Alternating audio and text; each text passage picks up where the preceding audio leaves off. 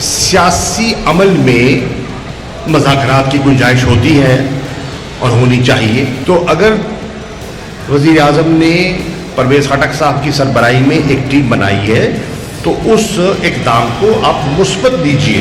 ہماری گزارش ہوگی کہ وہ بھی کوئی ایسا قدم نہ اٹھائیں جس سے کہ پاکستان کے مخالفوں کو تقویت ملے.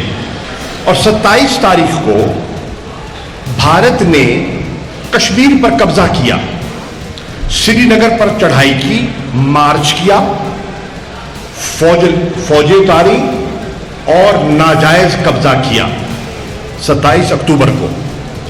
ہم اس کو یوم شاہ کے طور پر منا رہے ہیں. اب سوچنا یہ ہے اس وقت ہندوستان کا میڈیا اس وقت سب سے زیادہ خوشی کی لہر کہاں ہے؟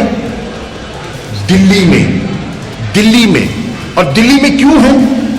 کیونکہ دلی سمجھتا ہے کہ اگر پاکستان اپنے اندرونی مسائل میں الجھ جاتا ہے تو اس کی کشمیر سے توجہ ہٹ جائے گی.